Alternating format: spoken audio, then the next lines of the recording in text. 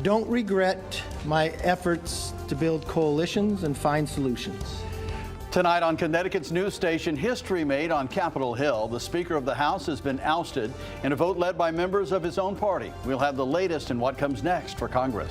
A trial's underway right now on a Lyme disease vaccine being developed in our state, but there are still plenty of questions about the shot, and we'll get some answers tonight. And a day of mixed messages at Sikorsky. On the same day, they're announcing a new multi-million-dollar contract. They're also announcing Connecticut jobs are being cut. We'll break it all down.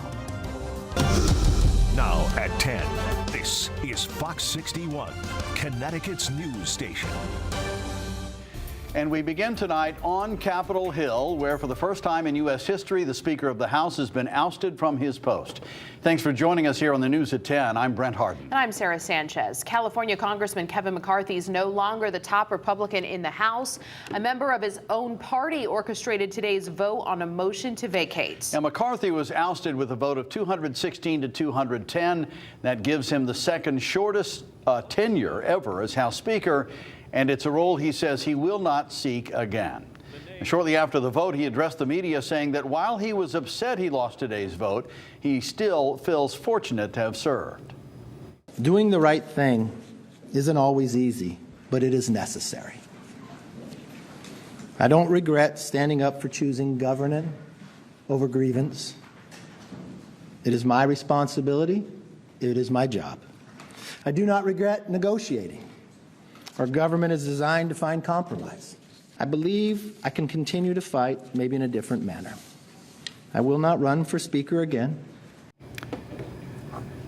The vote to oust McCarthy was started by Congressman Matt Gaetz. He cited McCarthy's reliance on Democrats to get the necessary votes to avoid a government shutdown last week and accuses the former Speaker of working against his own party. We've got to be able to assemble a governing coalition. We have to build from a place of trust. The reason Kevin McCarthy went down today is because nobody trusts Kevin McCarthy. Kevin McCarthy has made multiple contradictory promises, and when they all came due, he lost. 8 House Republicans joined with Democrats during the vote. All Democrats voted against McCarthy, including all 5 representatives from here in Connecticut. While the process now begins for House Republicans to select a new Speaker, there is an interim. Republican Congressman Patrick McHenry of North Carolina will temporarily lead the House until a new Speaker is named.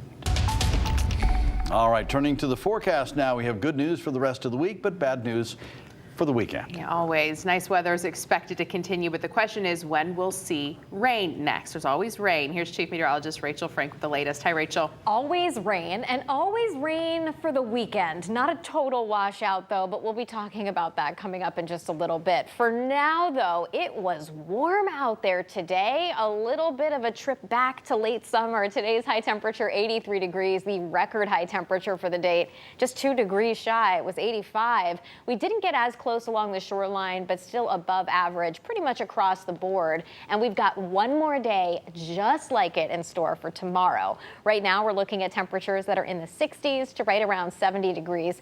If you woke up this morning and saw fog, you can bet you'll see the same thing when you wake up tomorrow morning. Temperatures tonight will be dropping back into the upper 50s to right around 60 degrees. Mid 50s though for Wyndham. It won't be as cool tomorrow morning as it was when you woke up this morning. After some of that early patchy fog, we break for sunshine. It's another warm and pleasant afternoon with highs in the upper 70s to low 80s and a nice mild finish. It is still above average on Thursday, just not in the 80s. We'll only be in the 70s, still well above average though. And then we'll see more clouds and a rising chance for showers as we step into the weekend. We'll talk about it, your full forecast coming up. Rachel, thank you. In your Health Watch tonight, a new Lyme disease vaccine trial out of Stanford is showing promise. It's moving forward, and tonight it's one step closer to being reviewed by the FDA. Fox 61's Jay Garcia joins us live in studio now with more on the vaccine and how soon it could become a reality. Jay. Well, Brent and Sarah, it's been a quarter of a century since a vaccine for Lyme disease was approved by the feds. Now we could be looking at a new one coming soon to the market, and scientists are looking for people to participate in their ongoing study. The vaccine is intended for people who are at risk for Lyme disease, which means at risk for tick bites. A shot for Lyme disease could soon be on the market.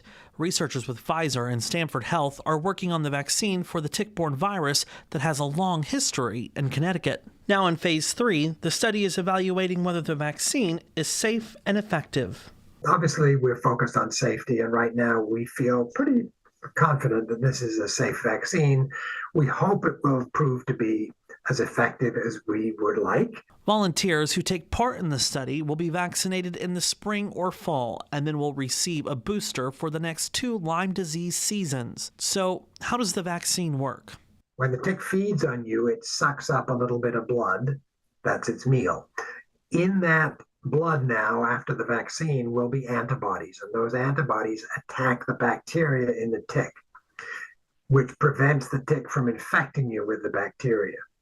For people like Elena Zajac living with Lyme disease, the news of a possible vaccine is welcomed, but not without some reservations. So I'm excited to hear that the clinical trial has moved forward fairly quickly, but I have some reservations about this vaccine because ticks carry multiple pathogens, and this vaccine, from what I understand, covers multiple species of Lyme, and there are multiple species. But it doesn't talk about any of the co-infections that can mimic Lyme and have the same symptoms and leave you just as disabled. Zajac also worries that this will give people a false sense of protection and people will stop taking precautions. But doctors say, like any vaccine, precautionary measures are still just as important. We certainly don't purport this vaccine to be a panacea for preventing all tick-borne diseases. It's only for Lyme disease. And we haven't proven this vaccine is going to work yet. We feel strongly that it will, but we have no proof, and that's what the trial is all about. Now, 6,000 adults and 800 children nationwide have already enrolled in the study. The FDA is expected to consider the vaccine approval by 2026. In studio, Jake Garcia, Fox 61, Connecticut's news station. Thank you, Jake. More than 4 years after Jennifer Dulos went missing, one of the last living defendants implicated in her presumed murder will stand trial. Jury selection begins tomorrow in Stamford for the trial of Michelle Draconis. She is the ex-girlfriend of Fotis Dulos, Jennifer's ex-husband, who police believe murdered her back in May of 2019. Draconis is accused of helping Fotis Dulos dispose of evidence related to Jennifer's disappearance, and she has pleaded not guilty to all charges. While jury selection starts tomorrow, the trial will most likely not start until January, as Draconis' legal team still has several outstanding motions regarding trial evidence. It was a day of mixed messages at Sikorsky Aircraft. On the same day, the company announced they secured a new contract from the U.S. Air Force. Word came down that they're laying off 179 employees. Sikorsky says all 179 people are based in Connecticut working in the business segment. A spokesperson for the company says several of their major programs are moving into production, meaning they no longer require the same level of development support.